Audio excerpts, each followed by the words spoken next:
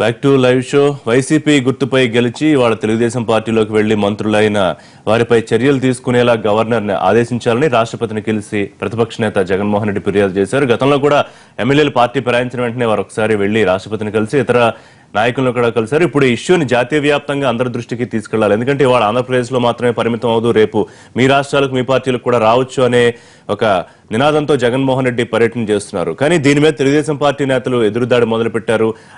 కష్టాలు వచ్చినప్పుడు దేవుడు గుర్తొచ్చినట్టుగా వారి మీద ఈడీ సిబిఐ కేసులు ఒకసారి మళ్ళీ తిరగదోడినప్పుడు వెళ్లి ఢిల్లీ పెద్దలను కలుస్తూ ఉంటారు అని తెలుగుదేశం పార్టీ నాయకులు ఎదురుదాడి చేయడం, దీన్ని అందరూ సమర్థించుకుంటూ ఎంపీలు కూడా మాట్లాడడం నిన్న మనం చూస్తాం. మరి దీని మీద ఎటువంటి రియాక్షన్ ఉంటుంది ఇతర పార్టీల నుంచి అనేది డిస్కస్ చేయాల్సిన అవసరం. ఇక ముఖ్యమైన అవసరం, నిన్న కేంద్ర విమానయాన శాఖ మంత్రి అశోక్ గజపతి రాజుపై లోక్సభలో దాడి. సాక్షాత్తు సహచర కేంద్ర మంత్రి అనంత్ గీతే నేతృత్వంలో శివసేన ఎంపీలు దాదాపుగా దాడికి పాల్పడిన పరిస్థితి. ఇటు బీజేపీ తెలుగుదేశం పార్టీ ఎంపీలు ఆయనకి అడ్డు తగిన పరిస్థితి. తర్వాత ఏదో ఒక లెటర్ పశ్చాత్తాపం వ్యక్తం చేస్తూ రవీంద్ర లెటర్ రాశారు. దీనికి సంబంధించి కూడా మనం డిస్కస్ చేద్దాం. లైవ్ షోలో మనతో జాయిన్ అవుతున్నారు పి విజయబాబు గారు, సీనియర్ జర్నలిస్ట్, విశ్లేషకులు, ఆర్టీఏ కమిషనర్. వాసిరెడ్డి పద్మ గారు, వైఎస్ఆర్సీపీ ముఖ్య అధికార ప్రతినిధి. ఇక ఢిల్లీ నుంచి మనకి అందుబాటులోకి వస్తున్నారు పి రఘురామ్ గారు, ఢిల్లీలో ఏపీ బీజేపీ సమన్వయకర్త, బీజేపీ అధికార ప్రతినిధి. విజయవాడ ఎన్టీవీ స్టూడియో నుంచి అందుబాటులోకి వస్తున్నారు డాక్టర్ బాబు రాజేంద్ర ప్రసాద్ గారు, ఎమ్మెల్సీ, తెలుగుదేశం పార్టీ సీనియర్ నాయకులు. నమస్తే రాజేంద్ర ప్రసాద్ గారు, నమస్తే రఘురామ్ గారు, విజయబాబు గారు. ముందు జగన్మోహన్ రెడ్డి గారు అంశం మాట్లాడదాం. ఫిరాయింపులకు సంబంధించి వారు ఇప్పటి నుంచే కాదు, వాళ్ళు ఎమ్మెల్యేలు మారిన వెంటనే కూడా ఒకసారి వెళ్లారు, అందరినీ కలిశారు. సరే, ఏ రెస్పాన్స్ లేదు. కేంద్రం పెద్దలు వెంకయ్యనాయుడు గారు లాంటి వారు, మరొక నాయకులు దీని మీద ఖచ్చితంగా చట్ట సవరణ జరగాలి, పార్టీ మారిన వెంటనే రద్దయ్యేలాగా రావాలి అన్నారు. కానీ చొరవ తీసుకునే పరిస్థితి లేదు. మరి ఇవాళ రాష్ట్రపతి గారి దృష్టికి తీసుకెళ్ళినా లేకపోతే ప్రధానమంత్రి గారి అపాయింట్మెంట్ దొరికి వారిని కలిసినా ఏమన్నా దీని మీద ఒక రెస్పాన్స్ ఉంటుందంటారా జాతీయ స్థాయిలో, లేకపోతే అందరూ దీన్ని ఒక వేడుకలా చూస్తూ ఉండే పరిస్థితేనా? ఇప్పుడు వెంకయ్యనాయుడు గారు పార్లమెంటరీ వ్యవహారాల శాఖ మంత్రి, సో ఆయన కూడా కామెంట్ చేశారు అని అంటే ఖచ్చితంగా ఇది ఇక్కడతో ఉండదు. దీని మీద డెఫినెట్ గా పార్లమెంటరీ మంత్రిగా ఉన్నప్పుడు చేశారు. మొన్న కూడా తాజాగా చేశారు కదా, మొన్న కూడా ఇది కరెక్ట్ కాదనేది. అంటే ప్రజాస్వామ్య స్పృహ గాని, రాజ్యాంగం గురించి ఎంతో పరిజ్ఞానం ఉన్న ఏ వ్యక్తి అయినా సరే మొన్న జరిగినటువంటి వ్యవహారాన్ని ఎవరు కూడా సమర్థించరు. ఇది కరెక్ట్ కాదు. పార్టీలు, రాజకీయాలని తీసి పక్కన పెడితే ఈ ప్రజాస్వామ్య సౌధం అనేటువంటిది ఒక గొప్పది. దీనికోసం రాజ్యాంగాన్ని మనం రచించుకున్నాం, రాజ్యాంగబద్ధంగా వెళ్లాల్సిన అవసరం ఉంది. ఏదైనా జరిగినప్పుడు ఏంటంటే దానికి సంబంధించి ఒక చట్టాలు సవరించుకుంటూ ఉన్నటువంటి పరిస్థితి. సో యాంటీ డిఫెక్షన్ లా అనేటువంటిది ఆర్టికల్ 10 లో, షెడ్యూల్ 10 లో ఉంది. షెడ్యూల్ 10 లో 192 సబ్సెక్షన్ 2 అండ్ రిమైనింగ్ సబ్సెక్షన్స్ అన్ని కూడా క్లాజెస్ అని చాలా క్లియర్ గా స్పష్టంగా చెప్తా ఉన్నాయి. చెప్తున్నప్పుడు దీని ప్రకారంగా నడుచుకోవాల్సినటువంటి అవసరం ఉంది. దీన్ని అంతా కూడా తొంగలోకి తొక్కేసేసి నువ్వు అంటే నీ 7-3 తరాలు అన్నట్టు మీరు అంతకుముందు చేయలేదు, ఎవరు చేసినా తప్పేది, ఎవరు చేశారనేది కాదు.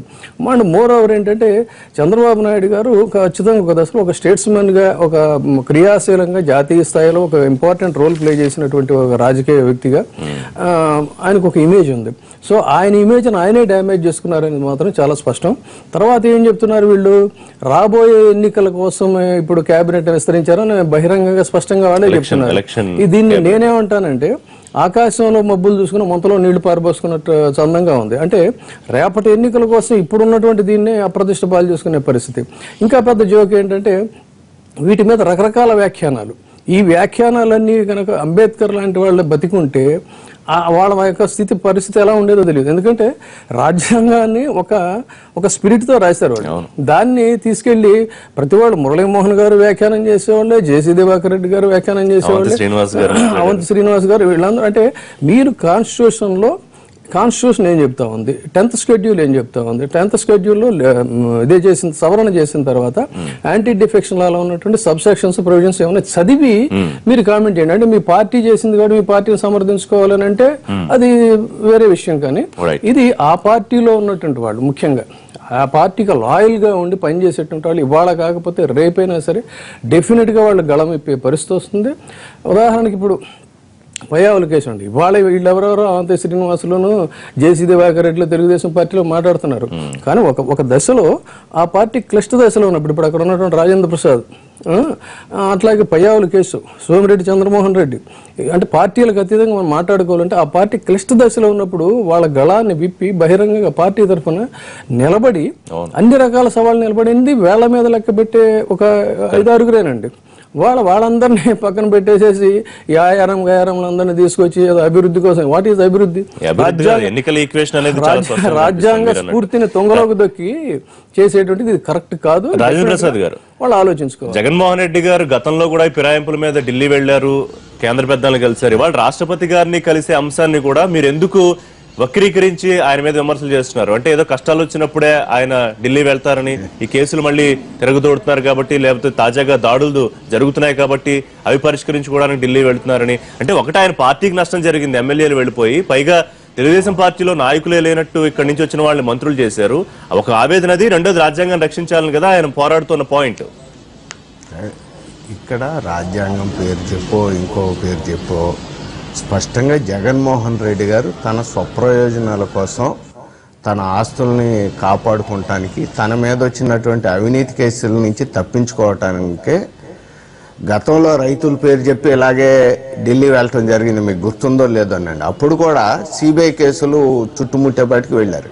ఇవాళ ఈడీ మొత్తం ఎన్ఫోర్స్మెంట్ డైరెక్టర్ దేశవ్యాప్తంగా కూడా డొల్ల కంపెనీలు పట్టుకుంటూ, అందుట్లో రాజేశ్వర్ ఎక్స్పోర్ట్స్ కంపెనీ జగన్మోహన్ రెడ్డి గారిది 1478 కోట్ల రూపాయలు మొన్న నవంబర్ 8 తర్వాత డిమానిటైజేషన్ తర్వాత ట్రాన్సాక్షన్ చేయటం, ఇవన్నీ పట్టుకుని దొరికేపాటికి మరలా ఇవాళ ఇవన్నీ కూడా ఈ ఫిరాయింపులు మంత్రులు ఇస్తున్నారని ఇది పెట్టుకుని 3-4 రోజులు ఢిల్లీలో ఉండి కేవలం పైరువీ చేయించుకోవటానికి, ఢిల్లీలో ఉన్నటువంటి నాయకులు కాళ్ళు పట్టుకుని తన మీద వచ్చినటువంటి అవినీతి కేసుల నుంచి బయటపడడానికి జగన్మోహన్ రెడ్డి గారు ఇది చేస్తున్నారనేది చాలా స్పష్టంగా ఇది అర్థమవుతుంది. ఈ రెండోది ఒకటి రాజేంద్ర ప్రసాద్ గారు, ఈ ఆరోపణలు చేయడానికి దగ్గర ఉన్న ఆధారాలు ఉన్నాయా? ప్రతి విషయానికి కేసులకి ఎందుకు విన్నానా? ఓకే ఓకే ఓకే అట్లా అనుకోవద్దు మీరు. దాని ఈడీ చాలా స్పష్టంగా తన అధికారిక ప్రకటనలో జగన్ భుజ్బల్ అలాగే జగన్మోహన్ రెడ్డి గారు రాజేశ్వర్ ఎక్స్పోర్ట్స్ నుంచి 1478 కోట్ల రూపాయల అవినీతి జరిగింది, సూట్ కేసు కంపెనీని మేము పట్టుకున్నాం, ఈయన విదేశాలకు ఇవి తరలించాడు అనే ఇంకా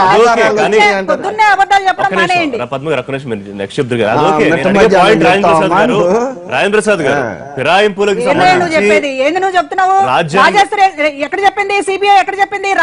రాజేశ్వరి ఎక్స్పోర్ట్స్ నుంచి 1400 కోట్లు వచ్చిందని సిబిఐ ఎక్కడ చెప్పింది? చార్జ్ షీట్ ఏ చార్జ్ షీట్ లో చెప్పిందో చెప్పు. నీ ఇష్టం మాట్లాడతావా? పొద్దున్నే వచ్చి ఏం మాట్లాడుతున్నావు?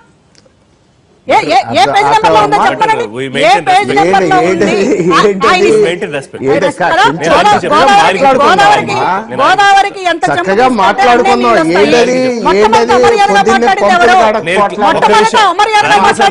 అడిగిన ప్రశ్నకు మీరు క్లారిటీ ఇవ్వలేదు. జగన్మోహన్ రెడ్డి గారి మీద ఉన్న కేసుల విషయం, విచారణ విషయం ఈడీఓ సిబిఐఓ కోర్టులో చూసుకుంటాయి. దానికి తెలుగుదేశం పార్టీకి సంబంధం ఏంటి? విచారణ జరుగుతోంది. మీరు విమర్శ ప్రతిదానికి ఎందుకు జగన్మోహన్ రెడ్డి కేసులకు సంబంధం పెడుతున్నారు? ఋషి గారు లెట్ మీ కంప్లీట్. ఋషి గారు, నేను అనుకున్న పొద్దున్నే ఎన్టీవీ లైవ్ కి వచ్చే రాష్ట్ర ప్రజలందరూ చూస్తున్నారు. పొద్దున్నే అక్కడ పంపులు కాడ కుళాయిల కాడ తగాదాకి నేను రాలేదు. నా అభిప్రాయం నేను చెప్తున్నా. చక్కగా సౌమ్యంగా ఈయన మాట్లాడి, నేను సిబిఐ అన్నా ఈడీ అన్నా, వీళ్ళకి సిబిఐకి ఈడీకి కూడా తెలవట్లే. అదే కేసులు వచ్చి వీళ్ళ మీద పడేపాటి కంగారు పడి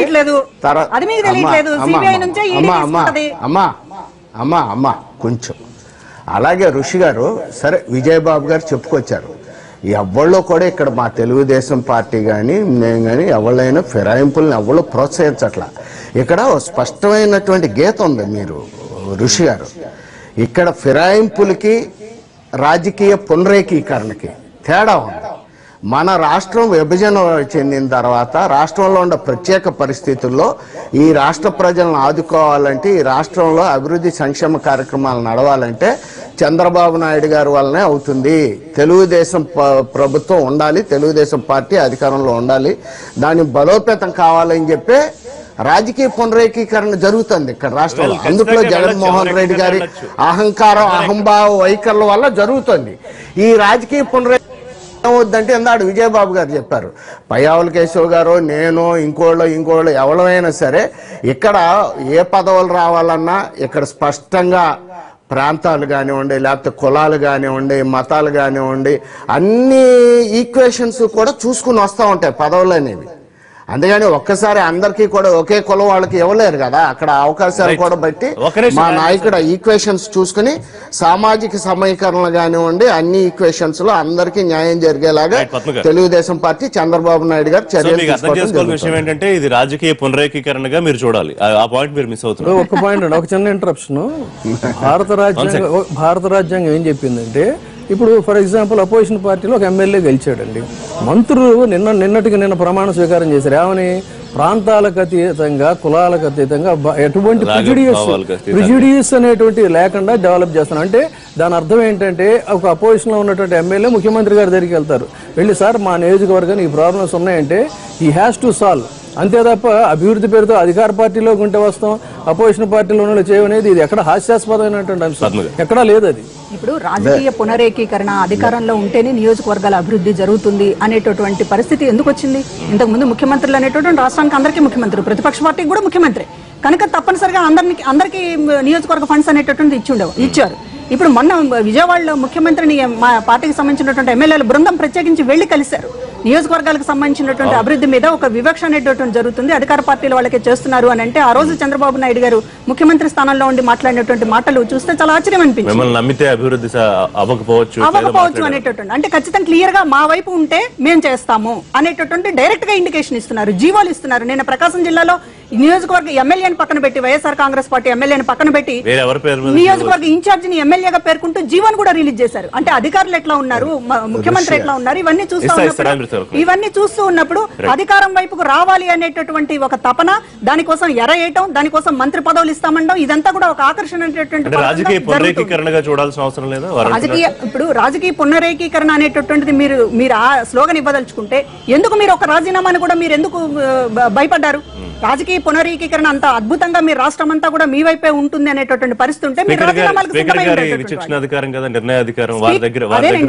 స్పీకర్ విచక్షణాధికారం, విచక్షణ లేనిటువంటి పరిస్థితి, అత్యున్నతమైనటువంటి వ్యవస్థలకే విచక్షణ లేకుండా విచక్షణాధికారం వాళ్ళ చేతుల్లోనే ఉంది అని అంటే ఇంకెందుకు? అది విచక్షణాధికారం కానీ ఆయన వివక్షణాధికారం అనుకుంటున్నాడు. ఆయన అక్కడ వచ్చింది తేడా ఇంటర్ప్రిటేషన్స్ లో.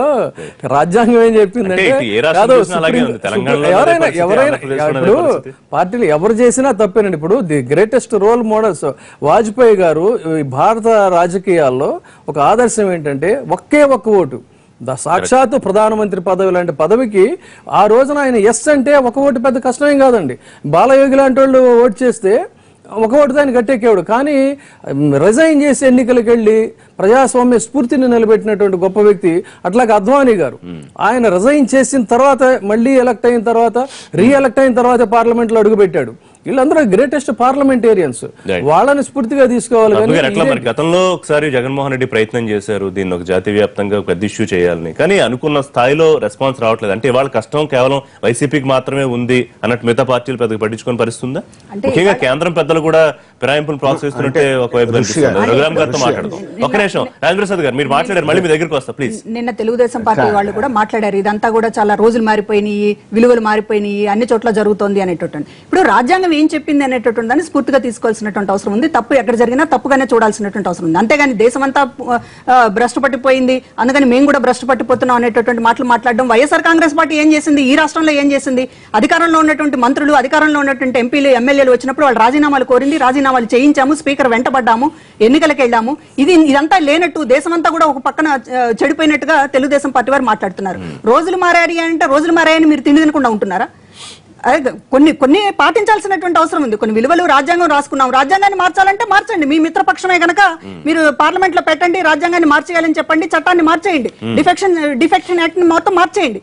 ఎవరు ఇష్టం వచ్చినట్లు ఎట్లయినా గెలవచ్చు అనేటటువంటిది ఏమైనా చట్టం తీసుకురండి. అంతే తప్ప ఒక రాజ్యాంగాన్ని మనం గౌరవించడానికి పెట్టుకున్నప్పుడు ఆ సూత్రాలను గౌరవించకుండా రోజులు మారిపోయినాయి, మనం అనేటటువంటి ఇది మాట్లాడుతున్నారు. ఇంకొకటి ఇవాళ తెలుగుదేశం పార్టీ వారు చేస్తున్నటువంటి విమర్శ జగన్మోహన్ రెడ్డి గారి ఢిల్లీ వెళ్ళడం అనేటటువంటి కేసుల గురించి మాట్లాడుతున్నారు. పదే పదే ఆయన ఢిల్లీ వెళ్ళిన ప్రతిసారి ఇవాళ ఏదైతే ప్రజాస్వామ్యము రాజ్యాంగం అనేటటువంటి దాన్ని గుర్తు చేయడానికి వెళ్ళినటువంటి ప్రతిసారి కూడా ఈ రకమైనటువంటి ఆరోపణలు చేస్తున్నారు. కేసులకి ఢిల్లీ పర్యటనలకి సంబంధం ఉంది అని మీరు ఆరోపిస్తున్నట్లయితే ఆ రోజు మీరు కాంగ్రెస్ పార్టీతో చేతులు కలిపి కేసులు వేసిన దగ్గర నుంచి మీరు ఢిల్లీ పర్యటనలన్నీ కూడా జగన్మోహన్ రెడ్డి గారి చుట్టూ ఉచ్చు బిగించడానికే చేశారా? ఎందుకంటే పర్యటనలన్నీ కూడా కాళ్లు పట్టుకోవడానికే చేస్తున్నటువంటి పర్యటనలు అనుకున్నప్పుడు మీరు కూడా కాళ్లు పట్టుకోవడానికి ఓటు కోట్ల కేసు నుంచి బయటపడడానికి ఢిల్లీ పర్యటనలు చేశారా? జగన్మోహన్ రెడ్డి ఎందుకంటే ఆగండి ఓపిక సహనం మీ చంద్రబాబు గారికి సహనం లేదు, మీకు సహనం లేదు. ఇప్పుడు అసెంబ్లీ చెప్పేది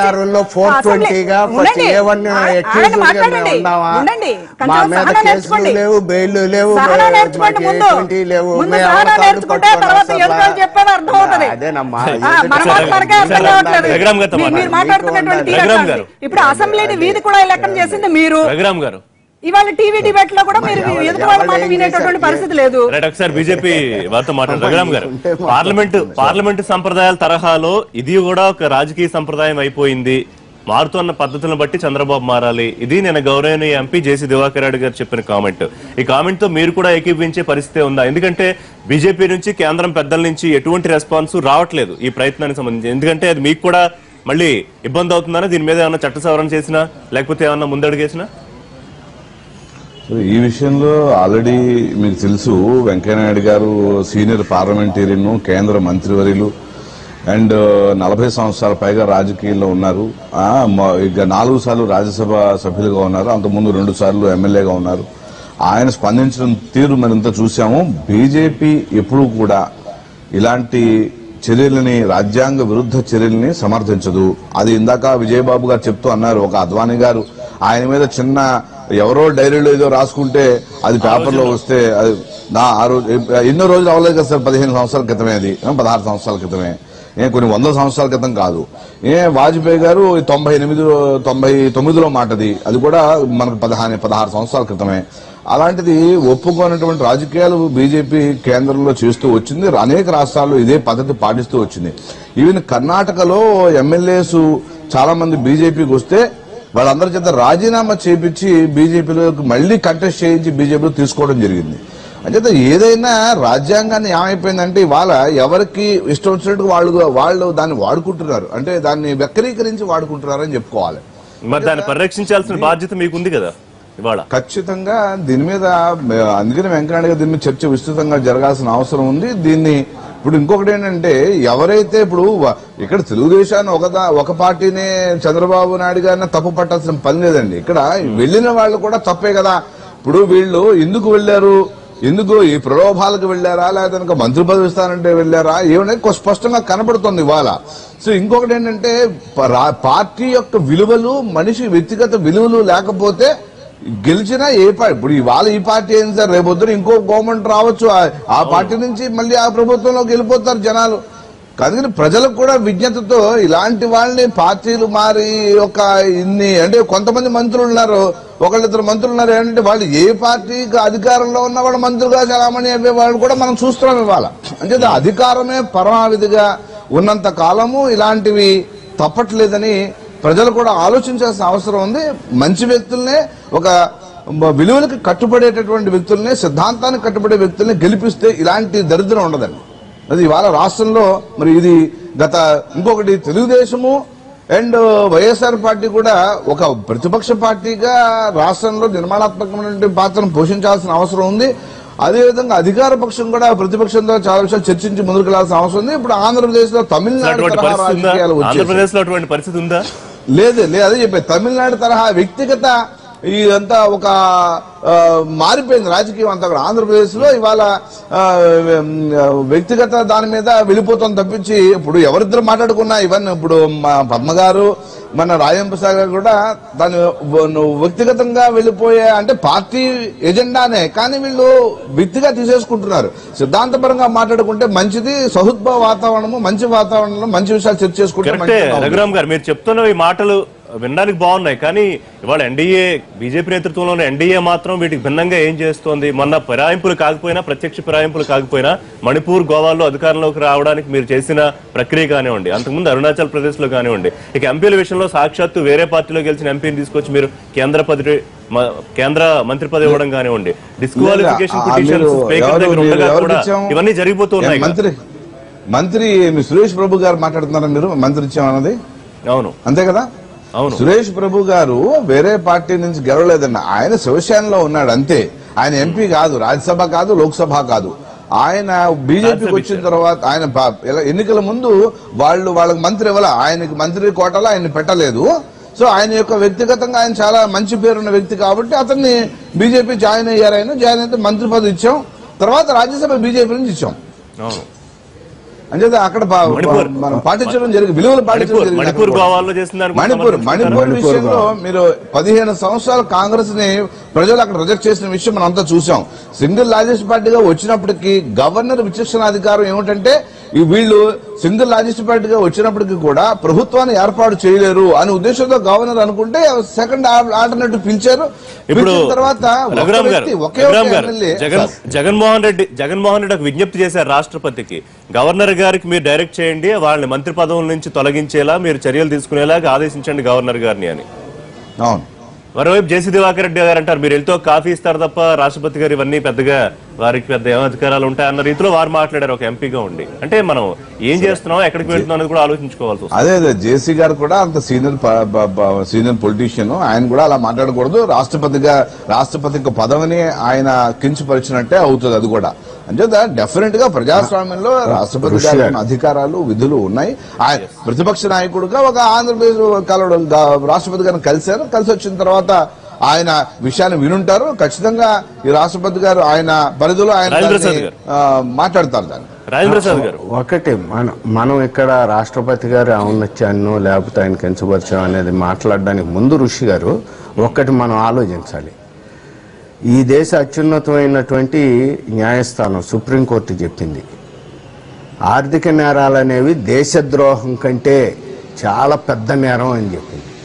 మరి అటువంటి తీవ్రమైన ఆర్థిక నేరాల్లో ఉన్నటువంటి 1,00,000 కోట్లు దోపిడీ చేశాడని 11 FIRలో 18 నెలలు జైలు పడినటువంటి ముద్దాయిని ఎలా రాష్ట్రపతి గారు ఇంటర్వ్యూ ఇస్తారు? ఋషి గారు, రాష్ట్రపతి గారు ఎలా ఇంటర్వ్యూ ఇస్తారు? అసలు ప్రధానమంత్రి గారు ఎలా ఇస్తారు? ఒక ఆర్థిక నేరస్తుడు మేము క్వశ్చన్ చేస్తాం, ఒక ఆర్థిక నేరస్తుడిని జైల్లో ఉన్న ముద్దాయిని ఏ రకంగా ఇస్తారు? అందులో ఇవాళ ఈ రోజు ఈడీ గారు అంటారు. ఒక నిమిషం రాజేంద్ర ప్రసాద్ గారు, మీరు మళ్ళీ కొత్త అనుమానాలు తెరదీస్తున్నారు కదా. అంటే రాష్ట్రపతి గారికి ఎవరు ఇంటర్వ్యూ ఇవ్వాలో ఇవ్వకూడదు వీరే నిర్దేశిస్తారా? ఇప్పుడు వీళ్ళు చేయడం కాదు, రాష్ట్రపతి గారు కలవటం అంటే ఒక విలువలు కలిగినటువంటి వ్యక్తుల్ని, సంస్థల్ని కలుస్తారు. రాష్ట్రపతి ఒక ఔన్నత్యం కలిగినటువంటి ఒక ఇన్స్టిట్యూషన్ అనుకుంటున్నాం. ఇలా జైల్లో ఉండాళ్ళు, జైలు కూడి తిన్నాళ్ళు, ఆర్థిక నేరస్తులు ఇస్తే ఎట్లా? వారు కొంచెం వేరేగా మాట్లాడితే గౌరవం మనం మెయింటైన్ చేద్దాం అన్నాం, ఆ గౌరవాన్ని మెయింటైన్ చేస్తున్నాం.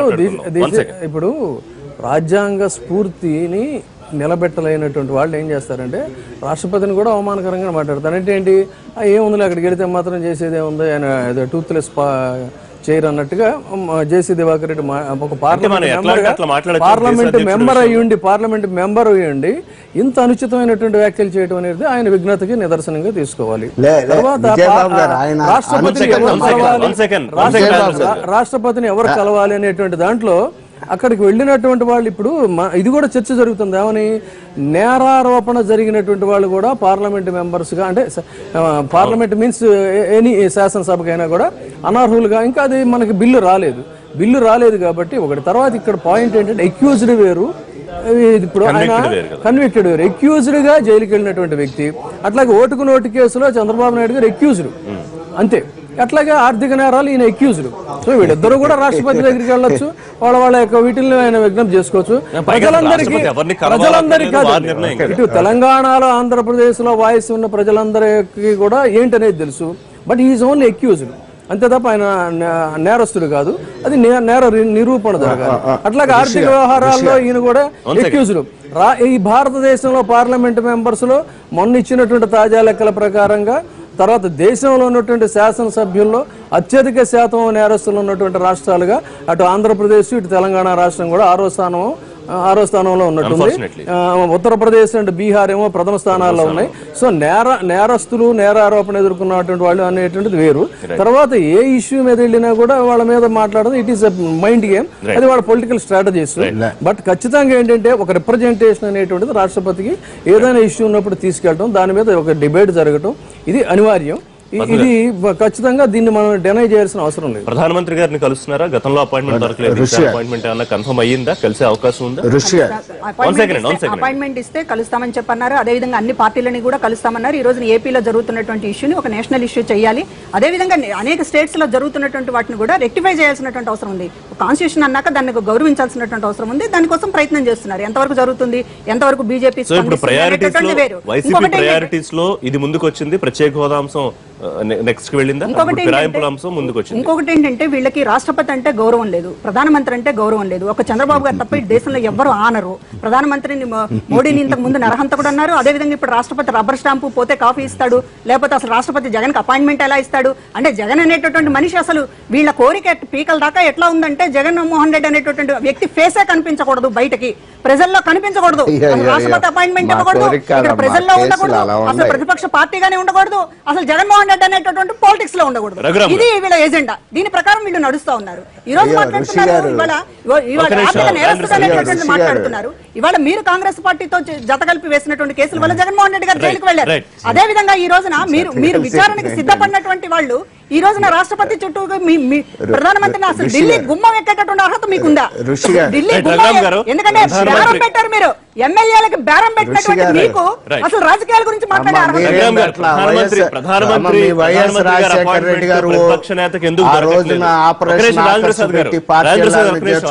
ఎమ్మెల్యేలను చేర్చుకున్నప్పుడు, టీఆర్ఎస్ వాళ్ళని చేర్చుకున్నప్పుడు, టీడీపీ వాళ్ళని వైఎస్ రాజశేఖర రెడ్డి గారు ఆపరేషన్ ఆకర్షణలో చేర్చుకున్నప్పుడు ఏమైంది? ఆపరేషన్ ఆకర్షణ వైఎస్ రాజశేఖర రెడ్డి పెట్టినప్పుడు మీ శుద్ధులు మీ నీతులు అన్ని ఏమైనాయి? ఆ రోజు ఎందుకు మాట్లాడాలా?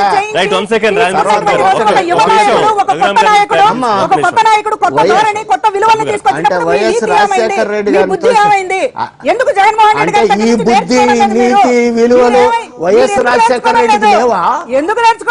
కాదు, ఈ బుద్ధి నీతి విలువలు వైఎస్ రాజశేఖర రెడ్డికి లేవా? అయితే మీ జెండాలో ఆయన బొమ్మ తీసేయండి, మీ పార్టీ పేరు ఆయన పేరు తీసేయండి. ఋషి గారు పాపం వైఎస్ ని నిందిస్తానండి. ఋషి గారు రాజశేఖర రెడ్డిని తిడతాను.